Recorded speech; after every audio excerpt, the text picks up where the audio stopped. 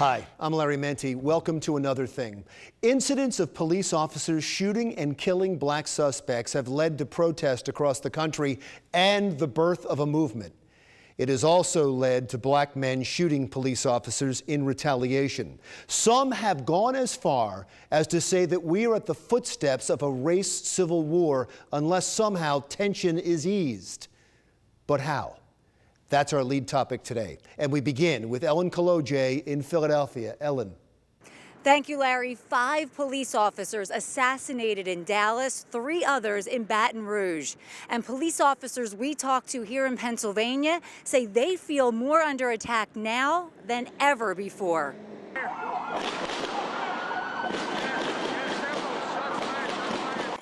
We're hurting. Our profession is hurting. Dallas officers are hurting. We are heartbroken. It makes you stop and pause and think this could have happened to us also.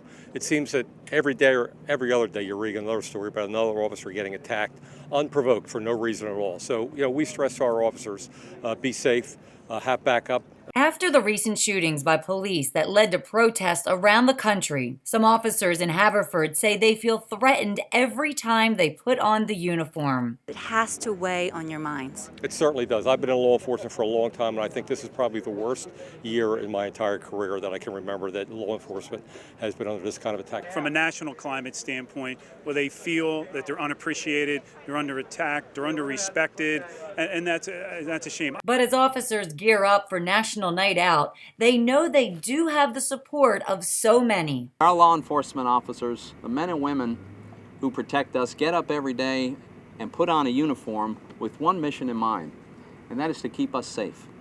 And we need to be grateful for their service, as I am, and we need to demonstrate our appreciation.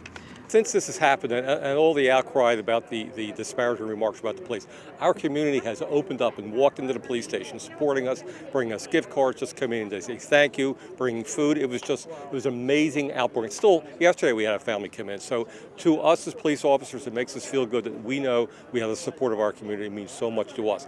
Police officers here say they also really appreciate seeing these signs, "We support our police," popping up all over Haverford Township.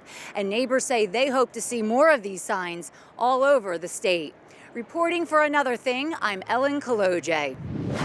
All right, thank you, Ellen. We continue the conversation now about relations between the police department and the community with Lieutenant Tyrone Williams from the Montclair Police Department and Dymnd, who's an internet radio host and founder of Know Thy Neighbor program, From Protest to Progress. Thank you both for being here. Let me start with, from the inception of Black Lives Matter, which I understand was with Michael Brown, to now. Lieutenant, have things gotten better? Things have not gotten better.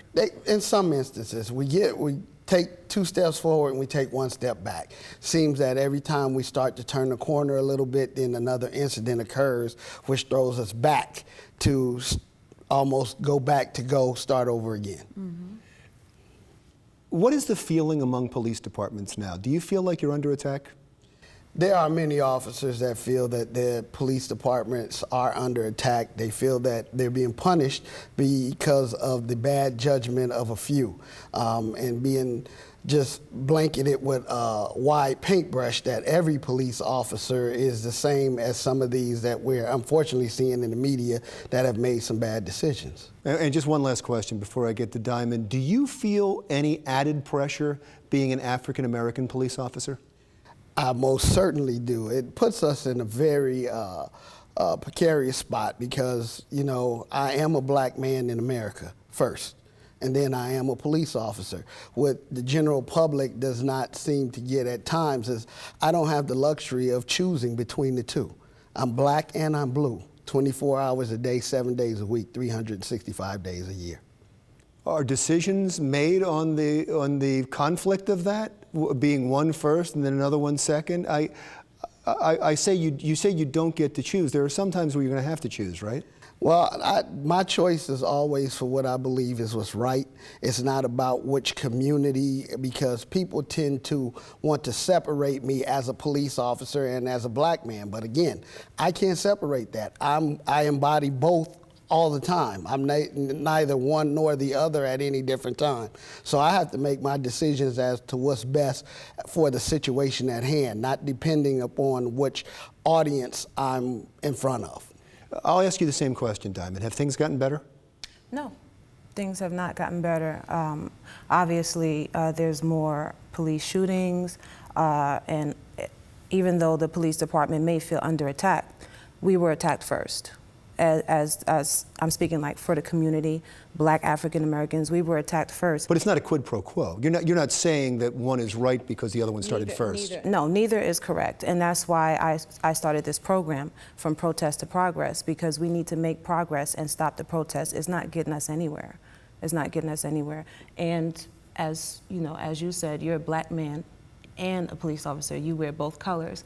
However, have you ever had an incident where you were just out of uniform in the vehicle, and were you ever racially profiled? Have you experienced that? Oh, most certainly. I'm from South Central Los Angeles, California, and I grew up in South Central LA. I mean, I've been pulled over. I've been pulled over as a police officer. So I've experienced it. I'm not immune to getting pulled over just because I am a police officer. People don't see me as a police officer that don't know me if I'm in civilian clothes. What is the next step? What makes this better? I believe that the police department, as well as the community, need to come together. And that's what Know Thy Neighbor is about. Having events in the neighborhood. It used to be so that the police knew you by name and could say, hey, Mike, it's been a long time, but what you doing on this corner? Your mother wouldn't like that, Now it's a gap. There's no relationship between law enforcement and community. I'm smiling because the lieutenant was just talking about the very same thing. Exactly. And he said there's been a change in police departments to reflect exactly what you're talking about. Please. Exactly. Unfortunately, when the economy took a downturn, a lot of police departments across the nation, nobody was, it wasn't any one particular area. Across the nation said, okay, the economy's bad, let's do away with community policing, that's a nice to have. Mm-hmm. I think what we've learned, and I hope that we've learned, is that community policing is not a nice to have, it's a necessity. Absolutely. And one reason that it's a necessity is particularly what Dymnd is talking about. Particularly in African American communities, the only police officers that the African American community has is with the community policing officers, because those are the officers they see every day, the ones that know everybody by name, because they're there day in and day out. When law enforcement started to do away with community policing, what we did is we severed the tie that we had to community. Yes. And then the gap just started to get wider and wider, and then we ended up where we started seeing things in the media like Michael Brown and everything else. And this conversation is great. The conversation that you're having right now is great, and I'll let you have the last word. So you see at least a foundation for progress. When you acknowledge there's a problem, as he just did, when you acknowledge there's a problem, then you can move to the next step. Exactly. And making progress, absolutely. And this is exactly what I'm talking about, the communication between community and law enforcement. That gap needs to be closed, and by that we want to present and make it better and have law enforcement become part of the community. We've lost track to where authority has changed. Instead of, being an authority to arrest criminals and bring them to justice, it's like I have the authority to do what I want. And that has to change. Community policing is lovely. I want to do that. I want the police officers and law enforcement to, present programs that they have to the community. Start building that back up. Go to the schools sometimes, not to, be security or something like that. Say hello to the children. We have to wrap this up now, but I think that you're already starting on that process in Montclair and in some communities across the country. We most definitely. In fact, last night we had a teen and young adult forum in Montclair where we had well over 100 youth and adults together and police officers in the room to talk about how we move forward. I love when we can end in a positive note. Lieutenant Tyrone Williams from the Montclair Police Department and Dymnd, internet radio host and founder of Know Thy Neighbor program, From Protest to Progress. When we come back, we're going to continue the conversation and talk to the founder of the Black Lives Matter movement in Morristown. That's when Another Thing continues.